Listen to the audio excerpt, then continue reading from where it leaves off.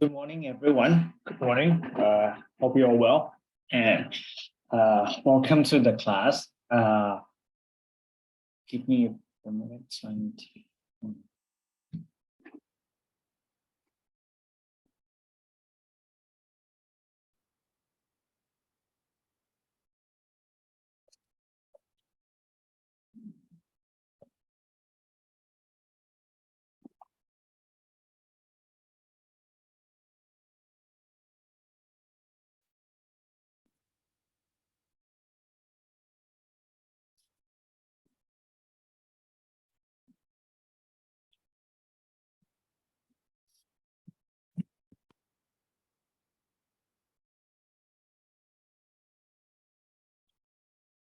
Okay.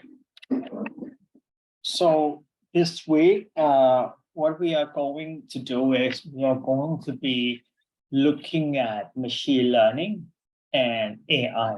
It's not just the use of machine learning and AI in language education, but perhaps the use of technologies that is powered by machine learning and AI in language education. And there are both general technologies that people use in daily life, that are powered by machine learning and AI, as well as some technology that are specifically designed for language use as well as for language learning that are powered by machine learning and AI as well. So we are going to be looking at both types of technology together today. So first, let me share my screen. Okay. So I think we better get started. Let me see if I have recorded this. Okay. Right. So machine learning and AI in language education. I think this is perhaps one of the most interesting topics in the field of computer-assisted language learning and in English language teaching and learning in general. Partly, I think, because we haven't really seen it. We haven't really seen the full potential of AI yet in terms of language learning. And I think that a lot of people also believe that in the future, in the near future, perhaps they say by 2050s, the year 2050, so 28 years from now, I think the world, AI will dominate the world in many respects. And language education is one of the few that people believe that AI will play a very significant role in the ongoing practice of learning and teaching language, right? And particularly the English language. So today we are going to learn about machine learning and AI as well as what it does for language education really. And you will be surprised that a lot of the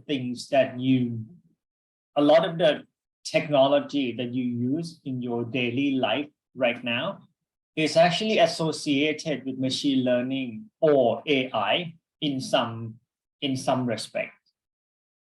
Right. So this is the outline. This is the outline of the class today. So I'll follow the same structure. So in the first part, it will be a lecture from me. So I talk about what machine learning and AI is.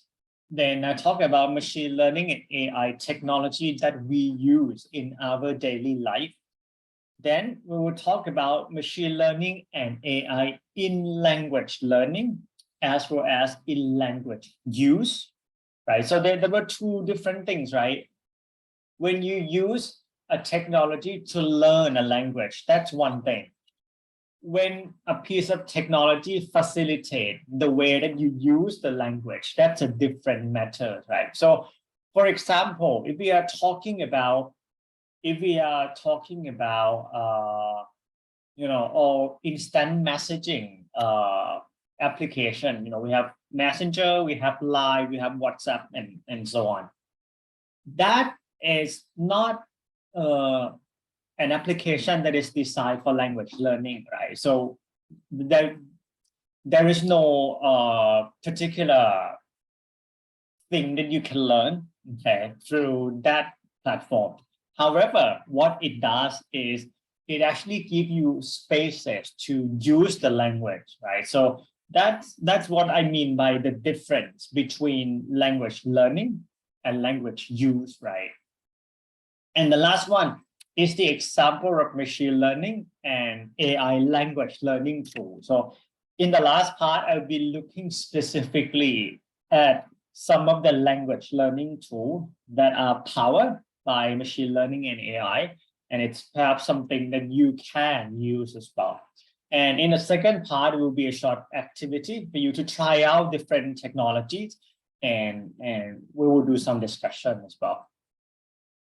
Okay, so.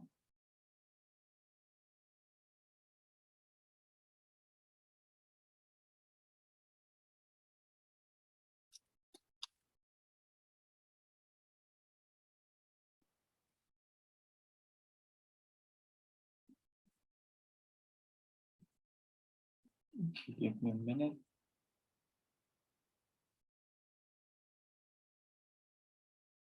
All right. Okay. Cool. So first, let's get to know machine learning or AI. I mean, I think people know a lot more about the word AI than machine learning. So AI is artificial intelligence, right? So we are talking about a computer or a machine that is so intelligent that it can perform the tasks that human normally do, right? Machine learning is more like the inner working system of AI. So it's something that governs all the intelligence that AI does. So it's basically a subcategory of AI, and it refers to the process by which computer develop pattern recognition. Okay? So the computer, and we are not talking about physical PC, right? We are talking about the computer system within one particular technology. It doesn't have to be a PC. It doesn't have to be a laptop. We are talking about the computer system that develop pattern recognition or the ability to continuously learn from and make prediction based on data. Okay, so we are talking about the system that has the ability to learn from the data that are input into the system, and then the system can make prediction based on the data that has been input into the system. Then it can also make adjustment without being specifically programmed to do so, right? So it doesn't have to you don't have to write the new code, giving them new command every time, right? They can use the data and they can make adjustment based on the new data that they receive. Okay. I know this sounds a little bit abstract, so I do that quite slowly, right? So again, it's a computer system, right? It's not a physical computer. It's not a physical machine. It's a computational thinking system that develop pattern recognition, right? And it has the ability to learn from the data, as well as to make prediction based on the data that the system has. And when the data change, then the machine learning can also make adjustment without being specifically programmed to do so. So you don't have to change the code every time you want the machine to perform different tasks. Okay, just change the data set, and then it can make prediction for you. Okay, this may sound abstract. So I will talk more about this as we progress today as well. Now, the next part is I have a short video clip. Okay, and I think this one is, I mean, there are a lot of machine learning clips on YouTube, but I think this one is the shortest one, and it's perhaps the most precise one as well. So let's watch this together, and then let's see what machine learning is in a nutshell.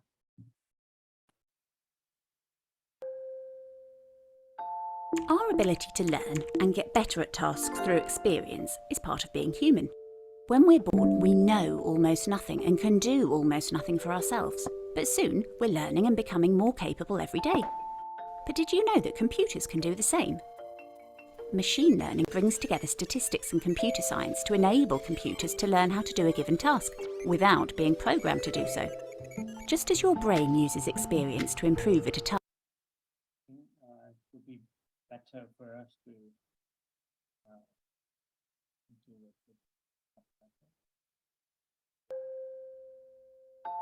Our ability to learn and get better at tasks through experience is part of being human. When we're born, we know almost nothing and can do almost nothing for ourselves. But soon, we're learning and becoming more capable every day. But did you know that computers can do the same? Machine learning brings together statistics and computer science to enable computers to learn how to do a given task without being programmed to do so. Just as your brain uses experience to improve at a task, so can computers. Say you need a computer that can tell the difference between a picture of a dog and a picture of a cat. You could begin by feeding it images and telling it, this one's a dog, that one's a cat. A computer programmed to learn will seek statistical patterns within the data that will enable it to recognise a cat or a dog in the future. It might figure out on its own that cats have shorter noses and that dogs come in a larger variety of sizes, and then represent that information numerically, organising it in space. But, crucially, it's the computer, not the programmer, that identifies those patterns and establishes the algorithm by which future data will be sorted. One example of a simple yet highly effective algorithm is to find the optimal line separating cats from dogs. When the computer sees a new picture, it checks which side of the line it falls on and then says either cat or dog. But of course there can be mistakes. The more data the computer receives, the more finely tuned its algorithm becomes, and the more accurate it can be in its predictions. Machine learning is already widely applied. It's the technology behind facial recognition, text and speech recognition, spam filters on your inbox, online shopping or viewing recommendations, credit card fraud detection, and so much more. At the University of Oxford, machine learning researchers are combining statistics and computer science to build algorithms that can solve more complex problems more efficiently, using less computing power. From medical diagnoses to social media, the potential of machine learning to transform our world is truly mind-blowing. To find out more about machine learning, visit oxfordsparks.ox.ac.uk, follow us on Twitter, and find us on Facebook.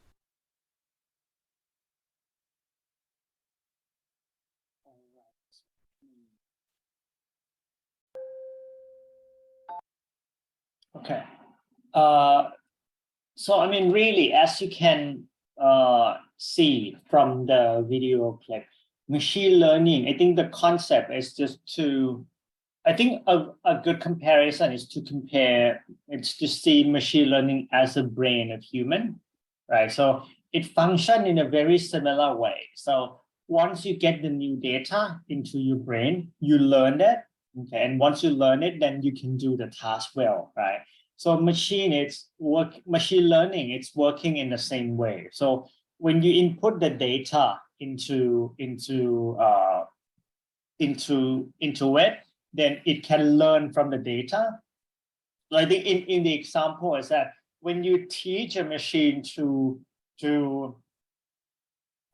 notice the difference between dogs and cats, and when you give them enough data, they would be able to distinguish between dogs and cats and so on, right? And this can be applied to to many other topics. It's not just about dog and cats. It can be applied to teaching them how to recognize people's faces, teaching them how to it's all. I mean, if we talk about something related to language learning, we can teach them to recognize, like grammatical mistake, like the pattern that the student would normally make mistake and correct it and so on, right? So the potential of machine learning is really big. It's really huge, and it can be applied into many other aspects of life. Okay. In the next part, I will show you some of the example of machine learning technologies that are around us. Okay. So the first one is facial recognition. Okay. So the first one is facial recognition. I mean, if you post your picture on Facebook or Instagram, and then it automatically suggest that, okay, this picture, would you like to tag this person in the picture? That part of the facial recognition or the facial recognition program is powered by machine learning, right? So the program is able to make suggestions for you because it has enough data about that particular face in their database, right? So when they compare that with all the faces that they have, then they can make recommendation, okay, for you. That, okay, well, based on the data that we have, this might be the person. Okay, this might be someone you would like to tag and so on. So this is the first one, right? And there are so many more. The second one is Google search, right? And you will find this very interesting because, I mean, if you were to Google the same thing, okay? If you were to Google the same thing, so today we have 17 students, or 17 people in this class. If you were to Google the same thing, you would not get the same results. I mean, if it's so common, then perhaps the first 2 or 3 results will be the same. But it's not going to be the same from top to bottom of the page. Partly because each and every one of us, we have different, we input different data. We input different data into Google. Every time that we search something on Google actually record our activities, right? And now Google is also linked with Facebook and YouTube and so on. Just they have a large pool of data where they can use the data, and then they can use that to power our search, to make sure that the results of the search, right, actually matches not only what we want to search for, but also matches with our interests as well. So that's quite interesting to see. I think it's some in a technology world, we call this the personalization process. Okay, so it makes sure that everybody is your activity is personalized and it's catered to your interest. In a way, it's mind-blowing that it can do it, but in a way, it's very scary that they actually know everything that we do, right, online. And I mean, to refer back to what we talked about last week, right? Because I think we are leaving a lot of digital footprints, okay, online, and those footprints are the data that all the platforms use to make recommendations for us. The next one is very interesting as well. I think we call this recommendations. Okay, we call this recommendation. So I mean, this is my recommendation on my YouTube. So I mean, like I'm really into trading of stocks and things like that, and I do that on a full-time basis as well. I trade for a living.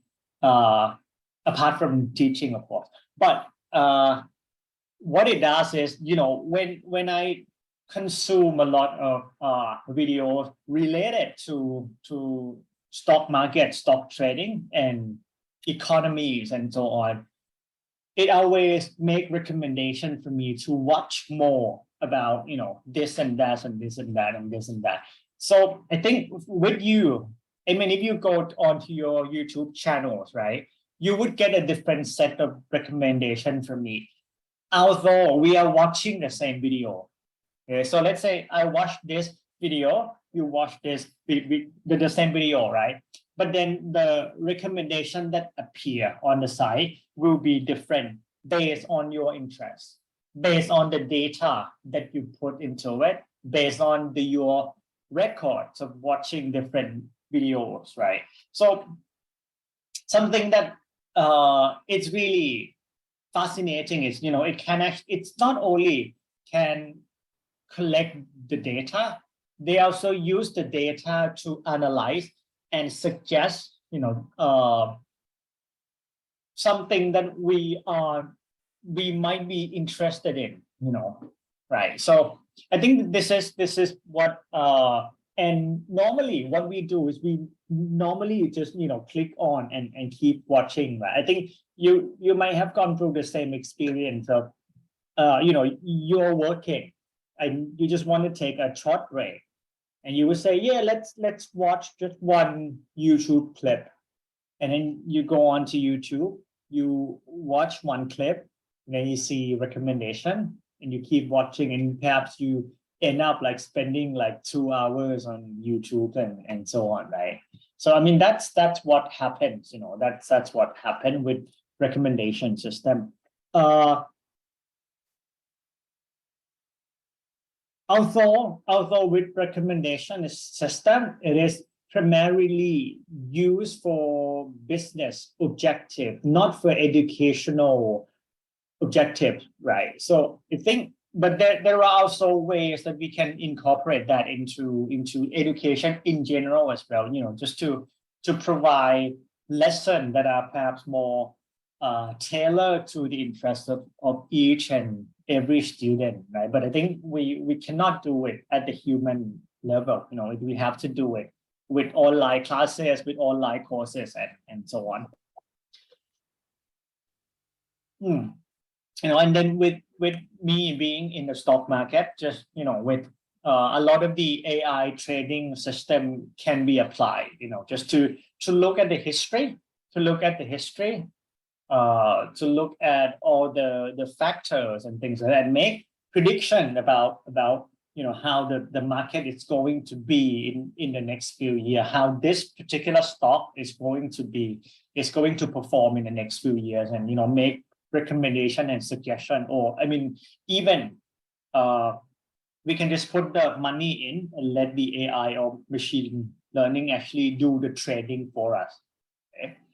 Okay, this may seem a little bit far away for to far out from people who are still young and like still enjoy life like you.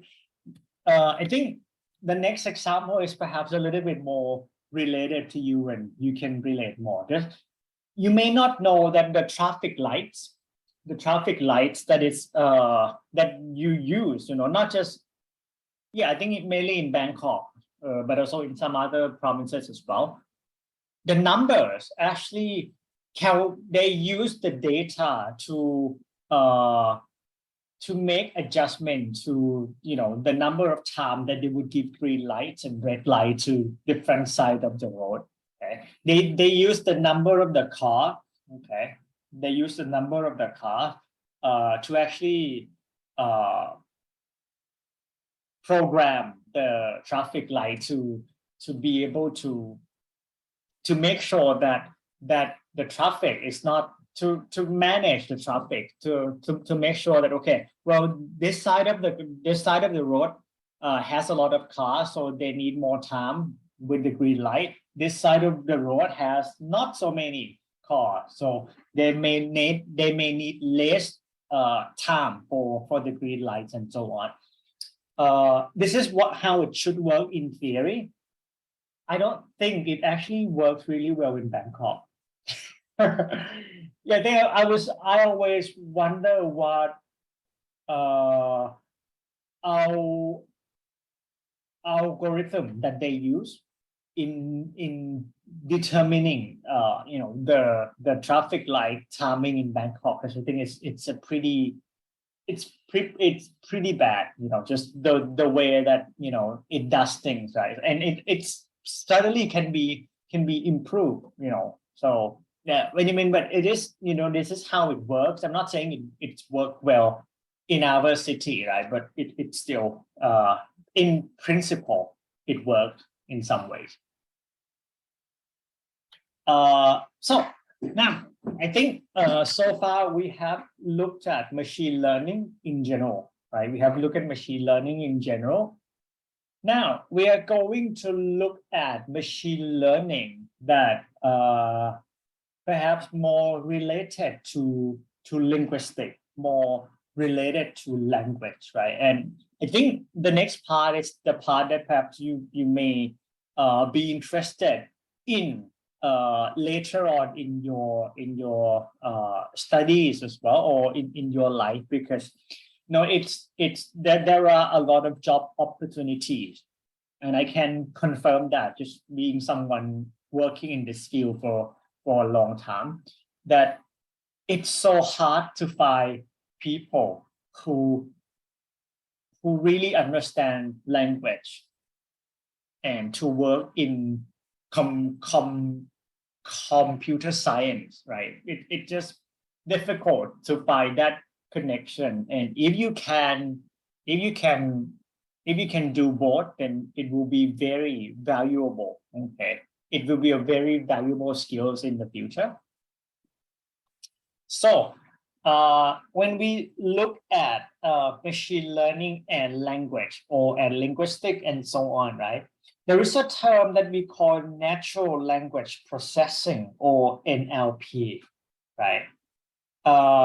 So natural language processing is a technique for automating language tasks. Okay, so basically it's make sure it's a process that we use to teach a computer or a machine to interact with humans. So that's why you would see, I think last week some of the groups talked about Amazon Alexa. That's one NLP technique, right? So they teach that particular type of software to be able to interact with human. Okay, and any speech recognition program, okay, is powered by NLP, right? So NLP is basically you are teaching a machine using language data to make sure that the machine can interact with human and I will emphasize this, in a meaningful way. So it's not just saying something bullshit. No, they need to be able to interact with human in a very meaningful manner. So they need to understand what humans say, and their responses to the human questions or answer need to also make sense, right? So there was a few more examples of NLP. I think we talked about this last week, right? The speech recognition system within the phone, right? With Siri and so on. It's a very good example of how NLP actually works, right? And the next one is perhaps something you have used before, right? So it's the use of Google Translate, right? So Google Translate also use NLP as a way to connect the data to translate to what they do with the machine. They call it machine translation, right? With this type of technology, what it does is that you would have a data of English, let's say, and you would have a data of a set of data from Thai language. And when you put in the sentences in English, the system would try to match the words in English in their data with the words in Thai that they have in their data, right? And then they would give you translated text, right? And then you can use it. I'm not sure how much you like Google Translation right now. Now, I think they say that the ability of Google Translate is now, right? As of now, 2022, equivalent to a 6-year-old child. So ประมาณเด็ก6 ขวบนะครับตอนนี้คือความเข้าใจในเรื่องการแปลภาษาเนาะของ Google Translate ตอนนี้อยู่ที่ประมาณ 6-year-old child, right? So what it says is that okay, I mean it's getting so much better. I mean because I started using Google Translate when it first came out in perhaps like 2008, and that was a really terrible translation tool. Now it has got so much better, right? Partly because we input a lot of data into Google searches, and Google collects everything. You know, Google tries to collect everything that we input into our, through the searches and so on. So they have a larger amount of data to compare with the original language when you want to translate. Yeah, I think in the past, right? I think I'm talking about 10 years ago. They say if you want a really accurate translation of Thai to English, the trick was to translate from Thai to Spanish first, and then Spanish back to English, and you would get a better translation. That's how it was back in the day. I think now it has become so much better with with more language data being input, right? But I mean it was a funny way to translate in the past, that you had to type it in Thai and turn that into Spanish first, and of course we normally don't understand Spanish, and then we have to translate Spanish back again into English, and the results were normally quite good back in the day, right? But now I think it's just Thai to English. It's good enough with Google Translate. Okay. All right. Next one. So machine learning and NLP for language assessment. Okay.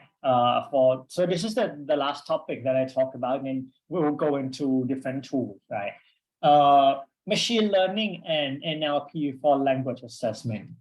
You may not know that this technology exists in language assessment for a long time, right?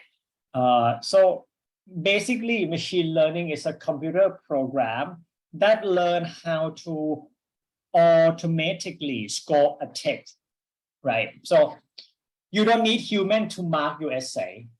Okay? So when you submit an essay, you don't need human to mark essay.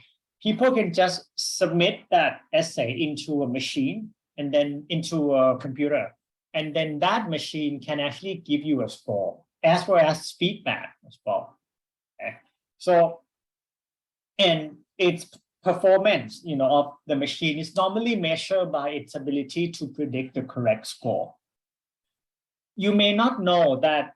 I mean, you might have heard of the English standardized test, right? Like TOEFL. Okay? TOEFL. I mean, if you are interested in going to study in the US, TOEFL is the English language test that you need to do, right? The writing part of TOEFL is scored by a machine, not by human, right? The score that you get is actually given to you by machine. Of course, the essay was cross marked by a human marker, and they see if the mark agreed.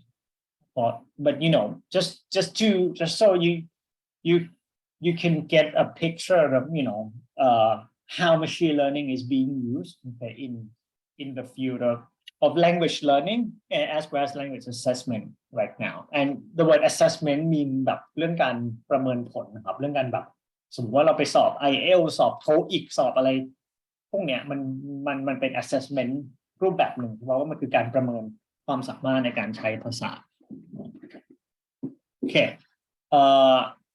The last 2 points are very technical, so I'm gonna skip it. Now, what I'm going to introduce to you now is the machine learning tools for speaking and pronunciation. Okay. I think the tools that I'm going to introduce to you will be more towards productive skill, like speaking, writing, rather than listening and reading. Because with listening and reading, I think the potential of machine is quite limited because it's basically about practice and you don't need to interact with people. You just listen or you just read that. With machine learning tool, it's really powerful when we talk about practicing speaking and pronunciation. So let's start with the first one. So the first one is her name is Cookie, right? Cookie is a chatbot. I think you know the word chatbot, right? So it's a bot that can talk to you about different things. I mean, if you send your message to some Facebook pages or some websites, right, they use a chatbot to communicate with you. Cookie is perhaps the best chatbot on earth, okay? The best chatbot that is available in the world right now. And it is a wonderful tool for students like you to practice speaking, right? I'm going to show you, I'm going to send you the link in a minute. Just let me.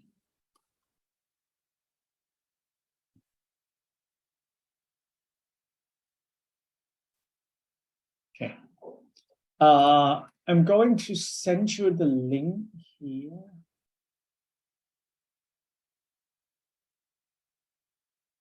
So what I would like you to do, I'm also going to send it to your live as well.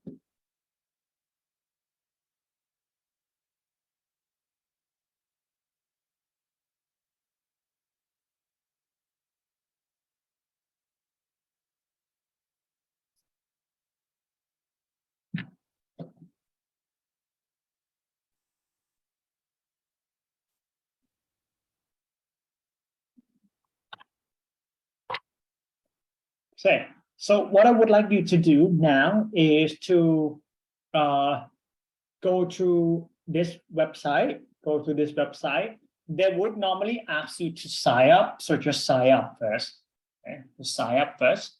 So I will give you perhaps like 2 to 3 minutes to sign up, and once you have signed up, can you just type in number 1 in the chat for me so I know that you are ready and we will try this together.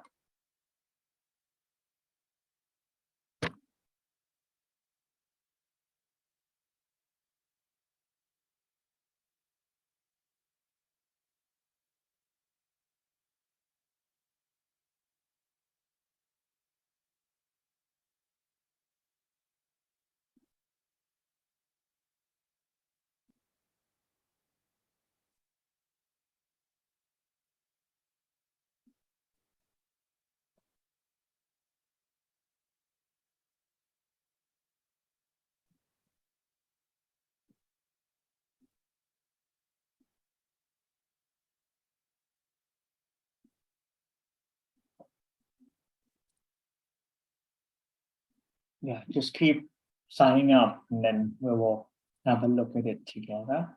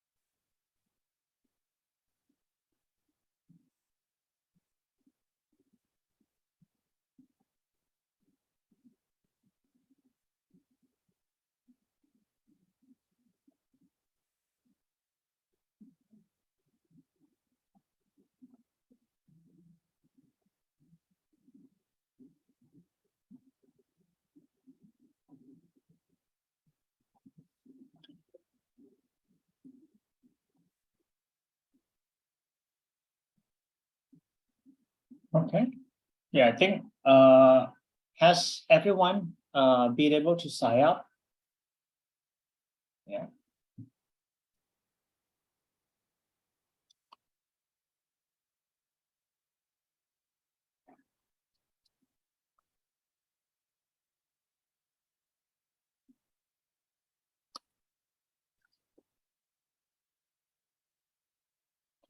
Right.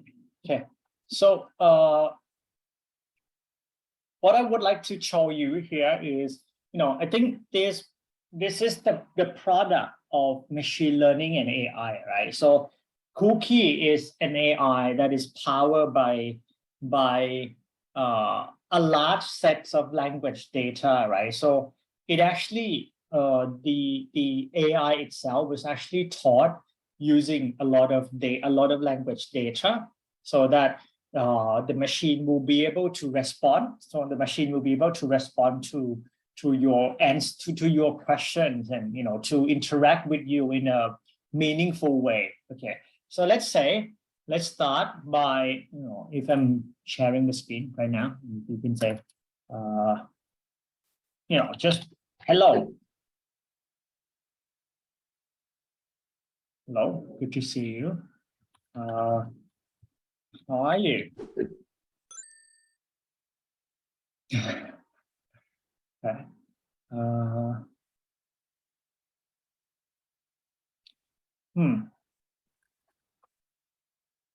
The current Prime Minister of Thailand. Yeah, just ask them some random questions, right?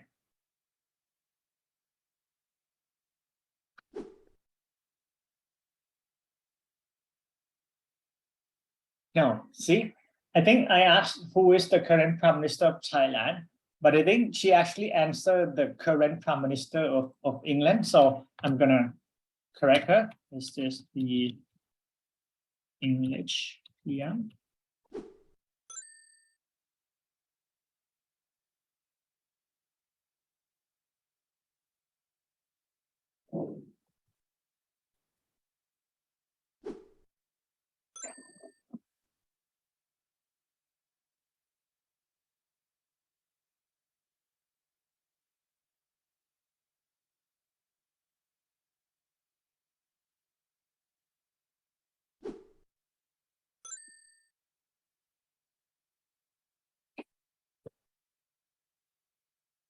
Okay. So I think this one, right? She is trying to find solutions to my question, but I think she doesn't seem to be able to do it. So I'm going to change the question then. Uh, who is the richest man in the world?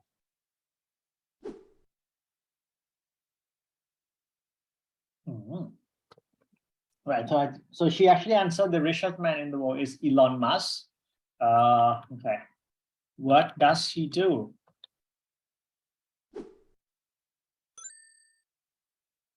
He works and he talks to me, the conversation can go on, right?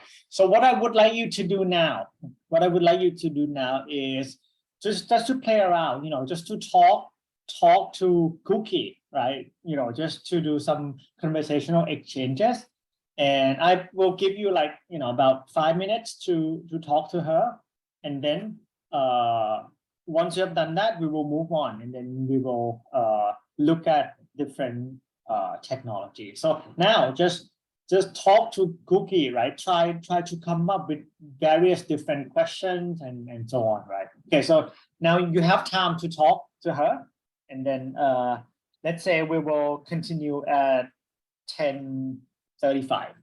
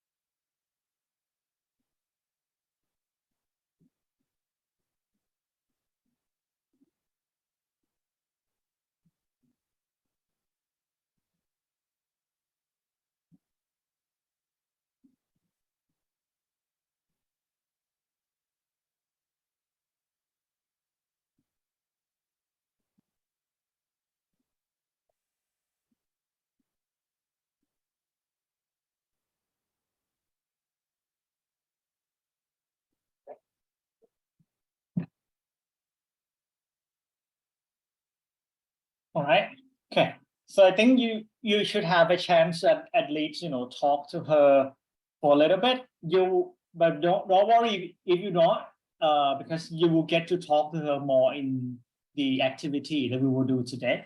Okay. So just so this is one tool. It's chatbot. So the chatbot that you use it's a direct product actually of machine learning and AI that is specifically designed for language use and communication. Okay. Right. So I'll move on. Right. So that was the first one, the chatbot. So the chatbot was very useful to practice speaking, because I mean a lot of people have problems with they want to practice speaking, but they don't know who to practice it with. So I think a chatbot, it's a very good tool, right? Although it's not an actual speaking because you have to write, but I think research has already shown, and if you have studied linguistics, and then perhaps they should talk about this, that the chatting, the texting language that we use is not actually writing. It's writing the way we speak, right? It's writing the way we speak. So it's a very different way of writing, right? So it's more similar to speaking than to writing. Okay, so this is the first one. Now, let's move on to the second piece of technology. This is specifically focusing on helping learners improve their pronunciation. Okay? And this one is called Pronunciation Scaffolder. So it is a free website that people can submit their text and get annotated feedback on how to pronounce words and sentences, right? So what you can do with the website is you can put in any text, right? Any text into this, and then it will give you recommendations of how you should pronounce the word, what you should be aware of, and what like all the sound that a lot of people have problems with. So let's have a look at this together, right? So this is Pronunciation Scaffolder. Okay. What we are going to do is okay. We are going to look at okay.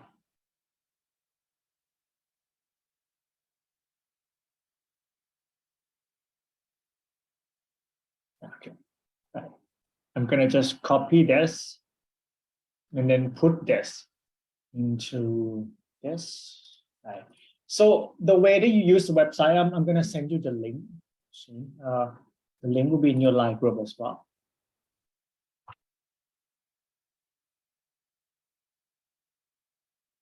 So with this, you don't need to sign up or anything, right? Just go to the website. And what you can do with this is, let's say you just type in the detail. No, I'm sorry. It's the wrong one. Okay. You can just type in the text, right? So when you type in the text, right, the text is here. So this one is the text that you put in. This one is the suggestion. Before you listen, right, you need to apply a lot of filter. So this is pausing. So pausing will tell you when to pause. Okay? Pausing will tell you when to pause. And when you read the sentence, annotation, right? No, in intonation, right? Whether it's rising, falling, and so on. It will also give you content words, something you should emphasize, the main words of the sentence. It also suggests you on how to stress on each particular syllable in a word, right? Like this one, you should state, right? Website, people, submit, feedback, pronounce, and and all that. It also gives you the ed sound, right? You need to not forget to say annotated, right? If you have th sound, right, you need to be aware that, submit their text, right? S sound, text, don't forget words, right? Things like that. Consonant link, sometimes you need to link like text and, get annotated, that's how they link the sound together to make it more natural. And then vowel links, So once you apply all the filters, you can listen. A free website where people can submit their texts and get annotated feedback on how to pronounce words and sentences. I think this website, as far as learning is concerned, is very, very useful when you prepare for presentation. So let's say you have a lot of text in your PowerPoint slide, and you need to make sure that you can pronounce all the text correctly. Okay? Let's say if you are studying like English for presentation and discussion, right? And they ask you to do presentation. Before you go to the presentation day, as you rehearse, you can also prepare your slide. You can also submit your script here, and then you can listen to make sure that you will not mispronounce in the real presentation. Yeah, so this is a very useful tool. So, and this is also powered by machine learning, right? So it actually uses all the linguistic knowledge that we know about pronunciation and input that into the system. And what the system does is, the system actually makes suggestions and so on. So very useful tool. Make sure that you use it in your next presentation, not just in my subject, but with any other subject as well. Okay. Shall I move on? All right. Okay, so the next one is Cambridge Speak and Improve. Okay, Cambridge Speak and Improve. So it's a free tool. It's a free tool that allows learner to speak in response to prompts, then get feedback on the text, right?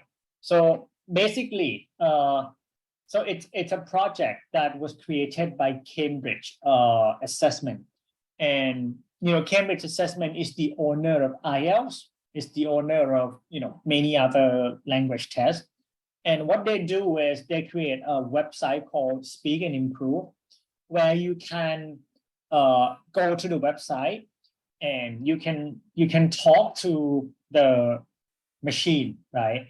And the machine will feed you with the question. What you need to do is you need to record your answer into the system. And what the system does is the system will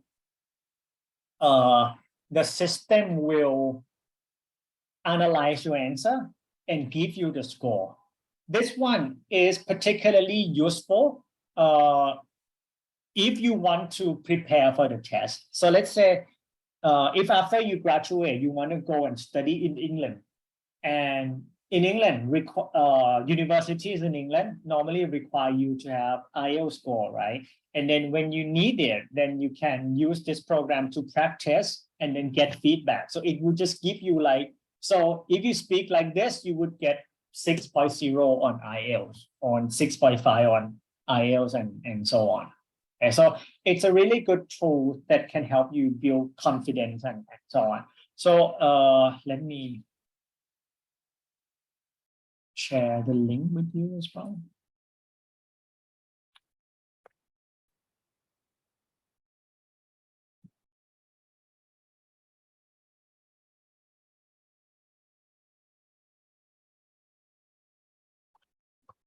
Speak and Improve.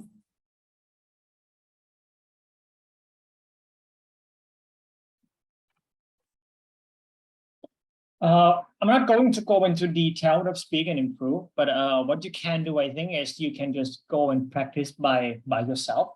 Okay? But one thing that you need to know is that with Speak and Improve, it is very test specific. Okay, so it's not just for like practice speaking in general. It's mainly about practice speaking for IELTS, for all the Cambridge English tests, right? But it may not be just for regular conversation with people.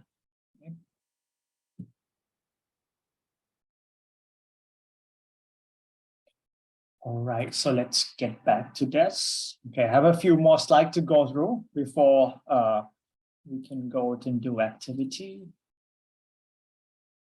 Okay. So in this part, I talk about the machine learning tools that you can use to practice your speaking and pronunciation. In the next part, I talk about machine learning tools for writing. And in my opinion, I think there is one really powerful tool that can really help you with writing, right? It is also called Cambridge Write and Improve. Okay, Cambridge Write and Improve.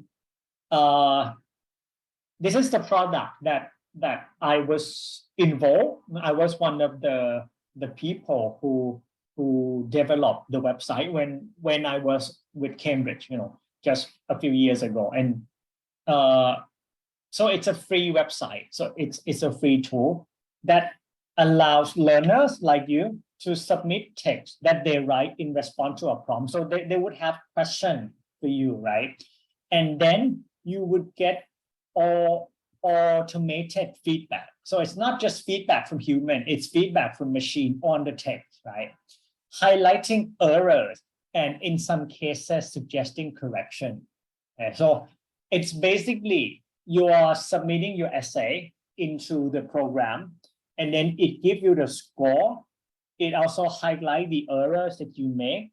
And it's not just highlighting the errors, but they also give you suggestion on how you should correct it. So it's a very good tool that you can use to improve your writing, especially if you have problems with sentence structure and grammar. Okay, these will be very good tools. But however,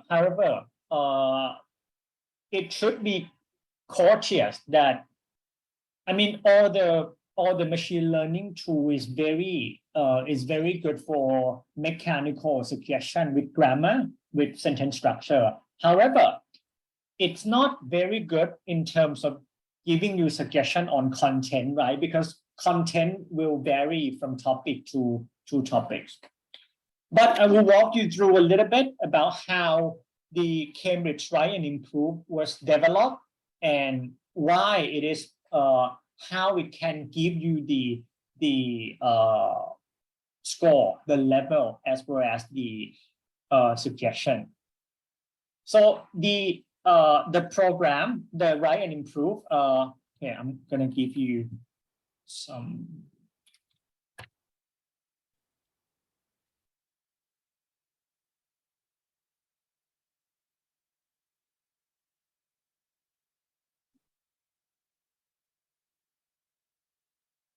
Okay, I'm gonna send you the link for Write and Improve here. It's gonna be here.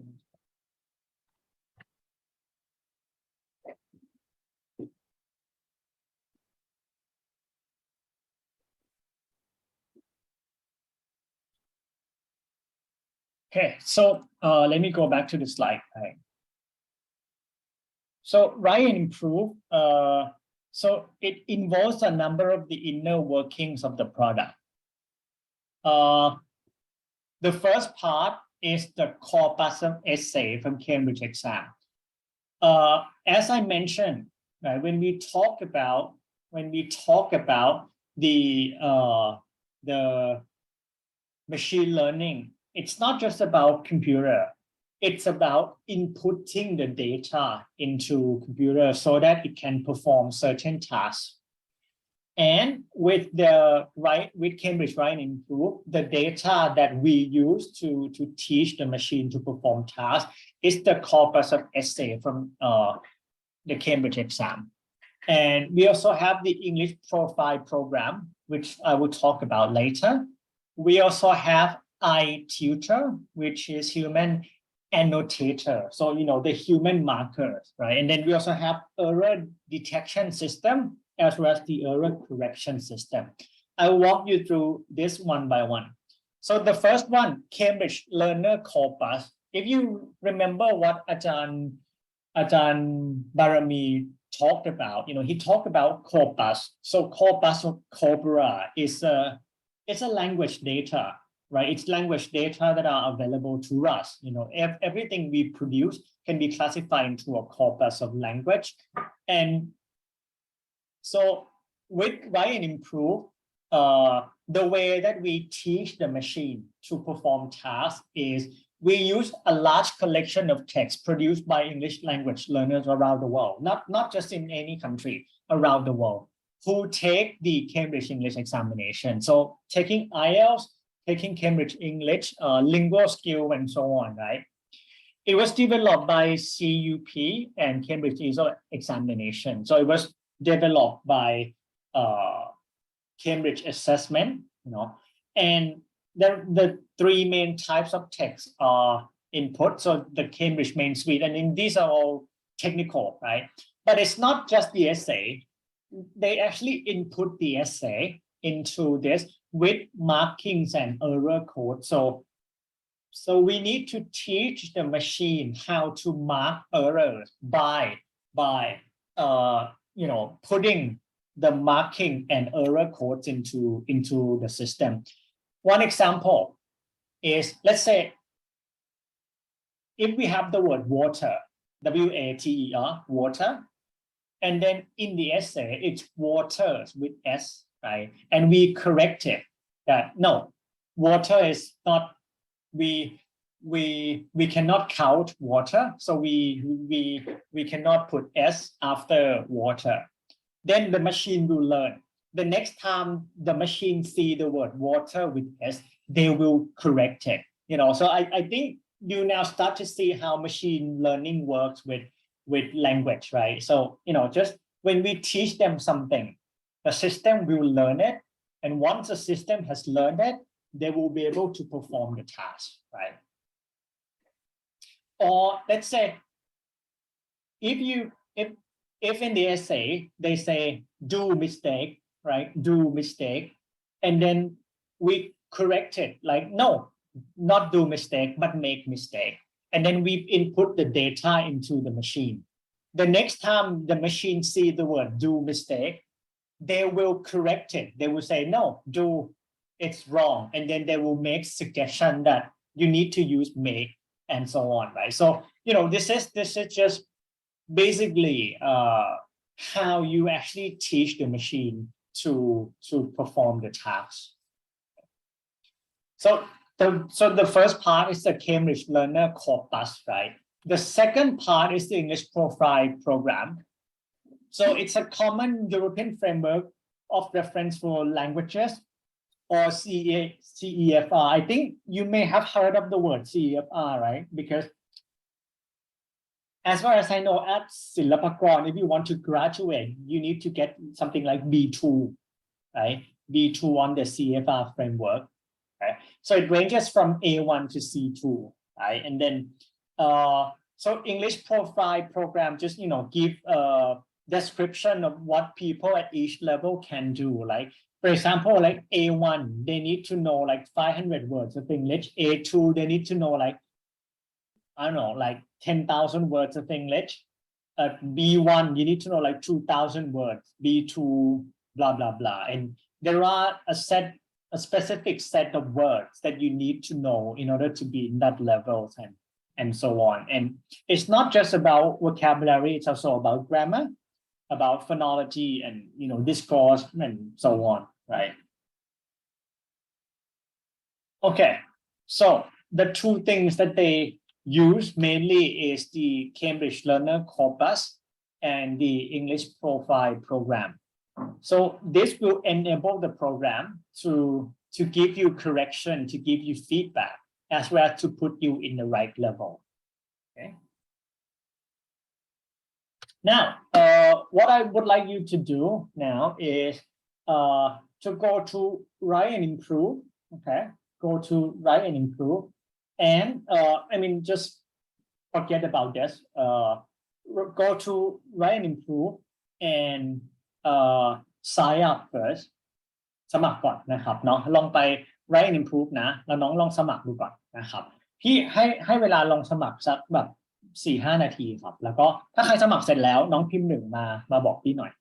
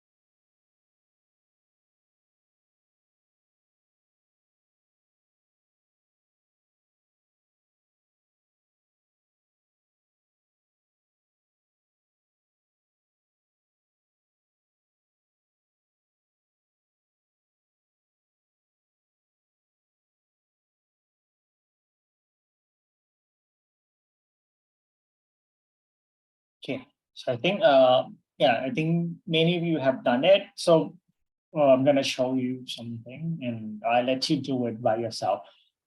So once you have signed up, this is what you should get. So it should give you several types of prompts that you can write in response to, right? You can start from beginner, intermediate, advanced, and then business, and just for fun, really. And what you normally do is, let's say I start from beginner. So these are the sets of questions, right? These are the sets of questions that you can do. Let's say I would change the question then.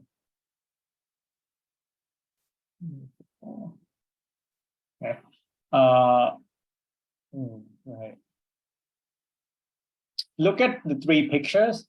Write the story shown in the picture. Okay, just like two people, two men,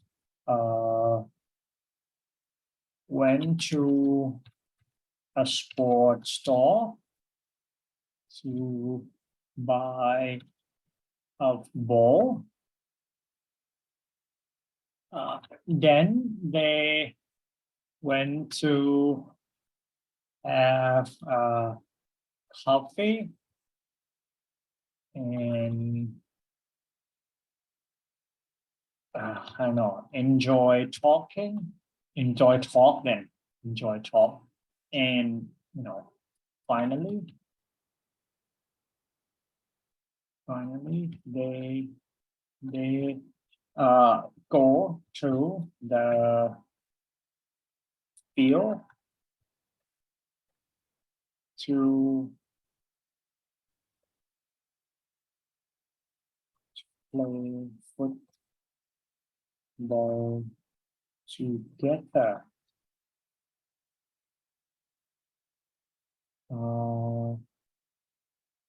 They really enjoy. I'm trying to make mistake as well. So much. Okay. So once you have done this, not sure I'm sharing this right. Okay. If it's too small, then I'm gonna just make sure that it says. Okay, so you can see it much clearer, right?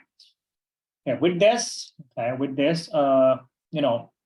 what you can do is you can just click check, okay, check. And then the system will check everything for you. And then, it will give you some suggestion, okay.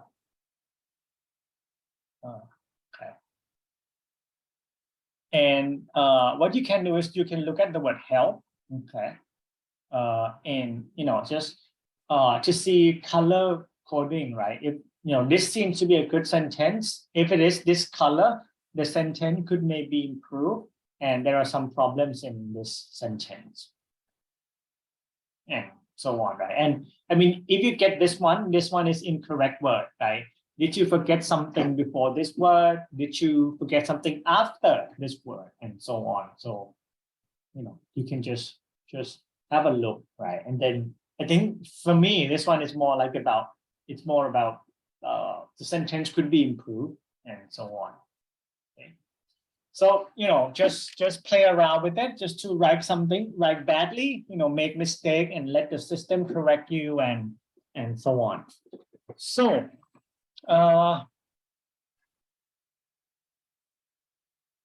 right.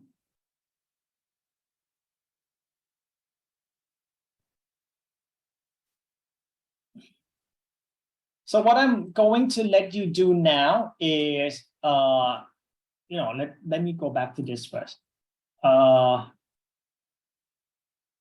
So what I'm going to do now is I would like you to, again, work in a group of 4 to 5 people. I would like you to play with the machine learning technology we talked about today, and find out what it does well and what needs improvement. And what do you like about it and what don't you like about it? And then I would like you to report back to the class. So I would say today we talked about the chatbot, right? We talked about pronunciation scaffolder. We talked about Cambridge Speak and Improve, and we talked about Cambridge Write and Improve as well. So you don't need to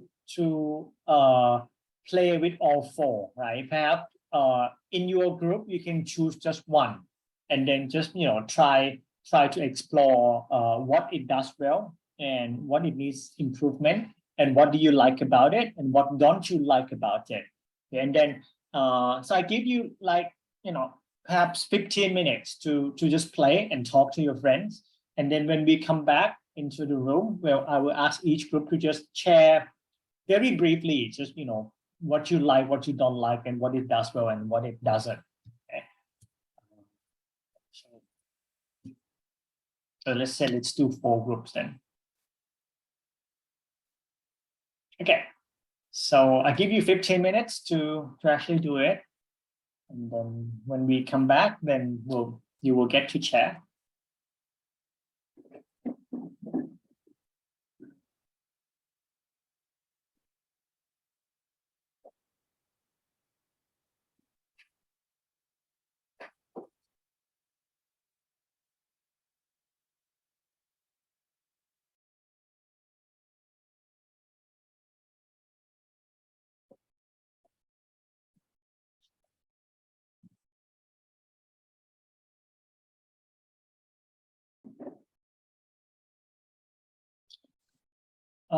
So I mean, just before you start sharing, I just want to remind you that next week, next Friday, we are having a project consultation session, whatever it calls, and it will take place. I booked a room at the library, so it's a meeting room for 8 people. So perhaps we can only have one group at a time. So I have created a Google document with a different slot, so you can claim the slot. So it starts from 10 because I don't want to go in at 9. It's too early, and the traffic could be bad. So I rather go in at 10, and so it runs from 10 to about 3 o'clock. Okay, so you can claim the slot, right? Okay. As well as just to before next Friday, can you also make sure that you have a topic or a piece of technology that you would like to talk about, so I can prepare. so I mean, if I know about it, then that's fine. If I don't know about that technology, I perhaps need to read a bit about it before I can talk to you about that. Okay, cool. Thank you. So make sure that you claim the slot, and you have to be there, right? If every group member has to be there, so I know what you are planning to do and so on. All right, so now let's hear from you. So let's go room by room. Room one, we have น้ำตาลครับ มีน อิง นัทซินี เอิญ ป่ะ นัทซินี ใช่ไหม เอิญ and yeah, ชลวัฒน์ นะครับ 2 yes. Okay, so anything you would like to share? Which technology did you play with, and what you like, what you don't like about it? So our group choose write and improve. Personally, I think this platform is really interesting because as an English major student, you can, we have to write essays a lot. So I think this program can help us, improve our writing abilities, because there is, writing tests, I think, and there are many levels of writing from beginner to advanced, and there's an like IELTS writing test zone. I think overall it's interesting, but it could improve a little bit more on like the advice, I guess, because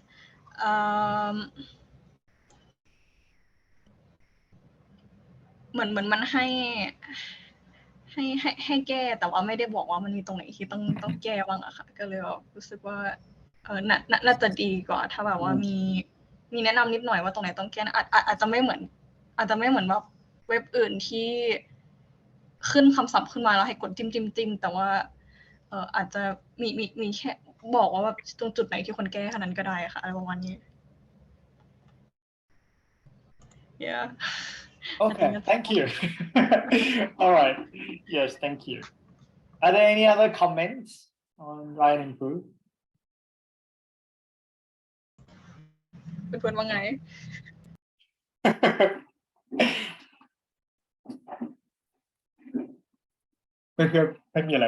All right, okay. So thank you. Yeah, and I agree that Write and Improve is a good program if you want to practice writing, especially in academic context, right? Yeah.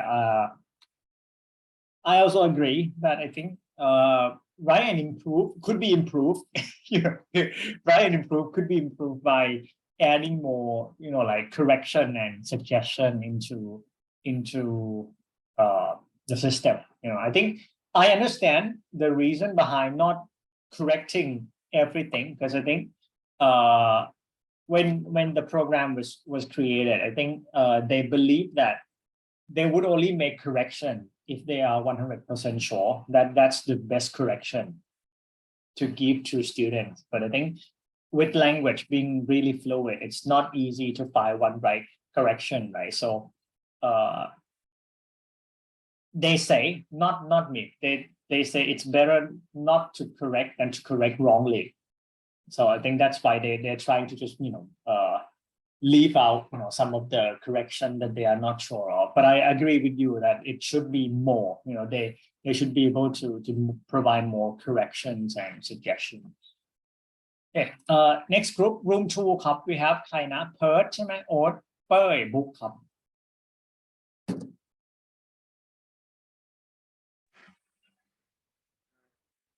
Group sim to the Cookie AI.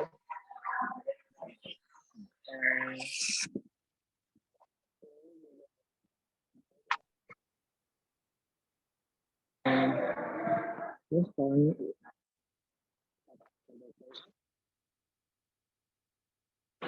and see it seems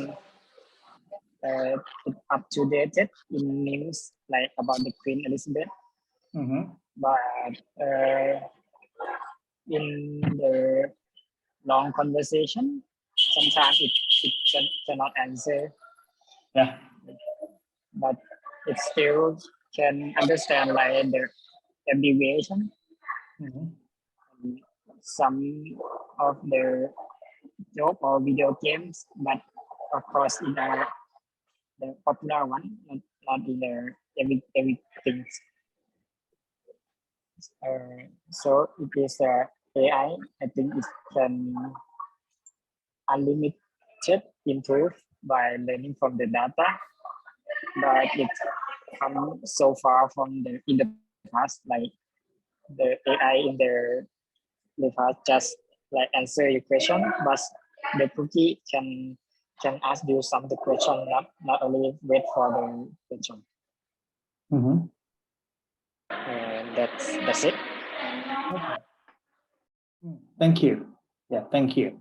Yes, and I agree. Yeah, I agree that I think Cookie is pretty competent when it at like talking about general stuff, but when you actually dig deeper, I think some of the questions the AI itself aren't able to the AI and also the system are not able to answer the questions in a meaningful way yet. But I think at a surface level, I think it can communicate really well. So just for a daily practice of using English, I think it's just a good tool.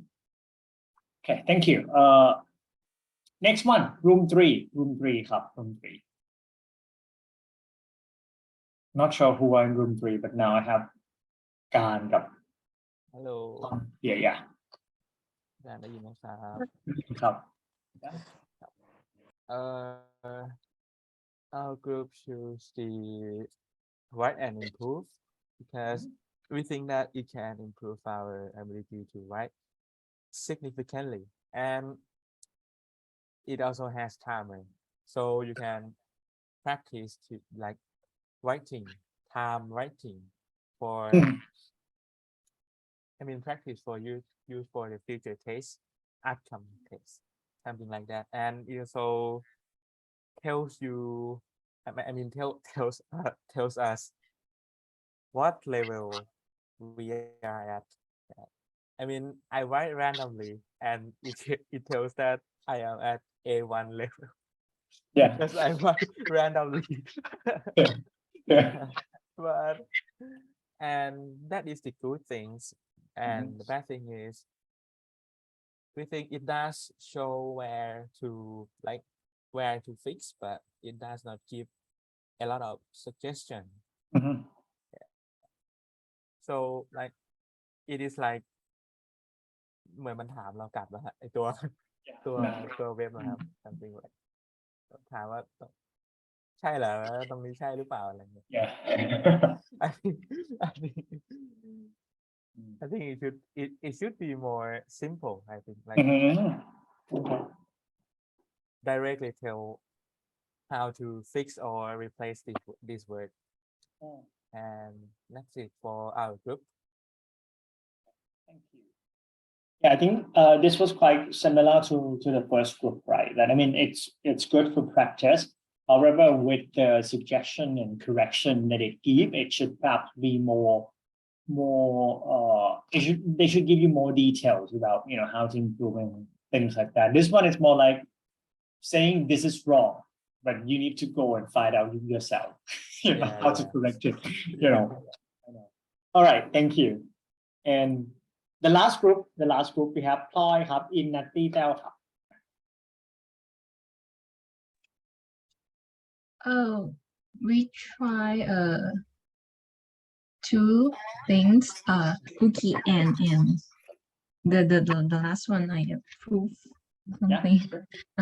Cookie is quite funny.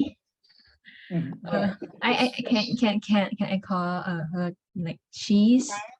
She didn't understand human joke.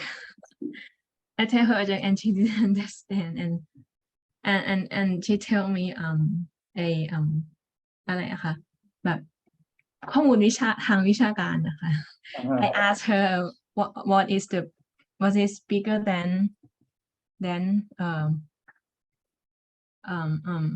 Pawan, and she does something weird.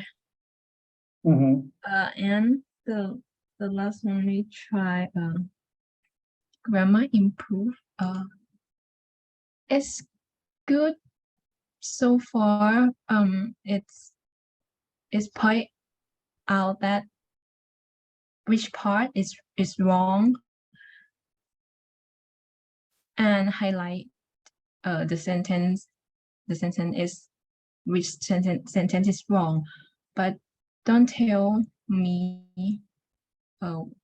แบบควรจะแก้ยังไงอะไรอย่างเงี้ยก็ดีอยู่ค่ะแบบ I think it's good. It's as good as Grammarly. Grammarly ก็ดีแต่ว่ามันเหมือนแบบมันบอกเราเลยแต่อันนี้มันค่อยๆให้เราแบบ correct ค่อยๆให้มันถูกอะไรอย่างเงี้ยค่ะ I like it. Okay. Thank you. Yeah, I think I'm glad that you brought Grammarly up, because I mean that's quite a comparable tools, right? But I think the tools were created, the two websites were created with different objectives. I think Grammarly was created mainly for convenience correction of grammar, whereas with Write and Improve, it was more of a learning website, where they want you to actually learn from your mistake, not just get the corrected sentences from the website. So it serves different goals. But I think both are really good website. Okay, right? Okay, so I mean, just to give you a few words, just to conclude this, I have no more slides. So make sure that you don't forget to claim a slot here. I think some people have already claimed a slot. in the documents. Okay, and I will stick to that next week. And with machine learning and AI in particular, just as a language major student, you always think about what you can do in the future, right? Apart from, but I mean, of course, there are so many possibilities that you can do with your language skill.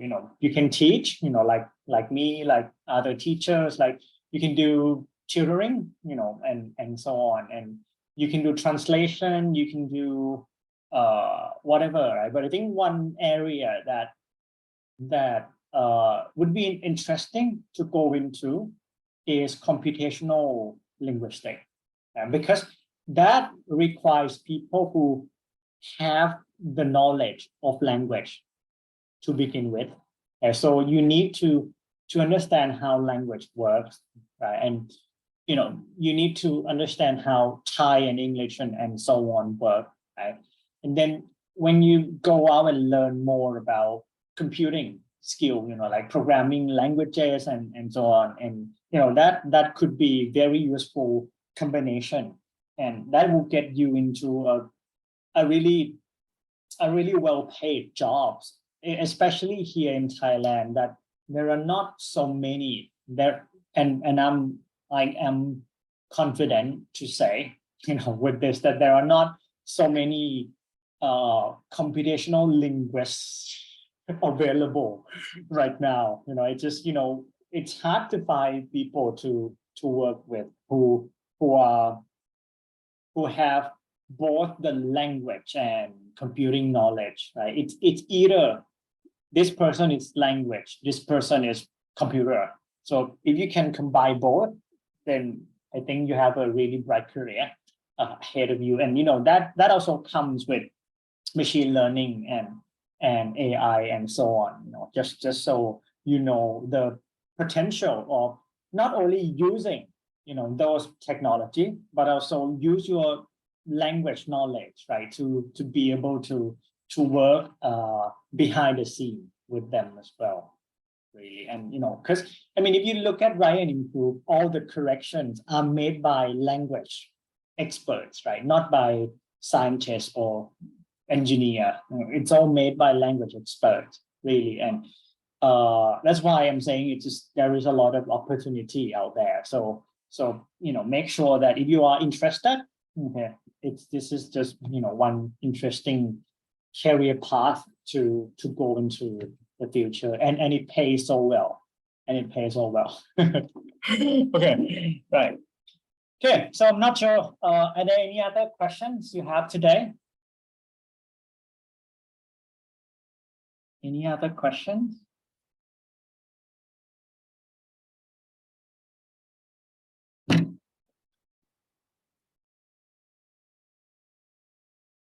Okay.